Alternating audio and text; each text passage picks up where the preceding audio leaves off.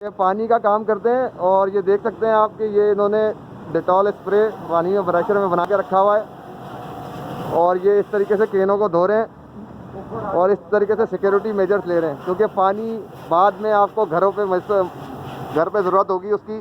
तो उसके लिए ये प्रिकॉशन बहुत ज़रूरी है कि आप लोग जो है वो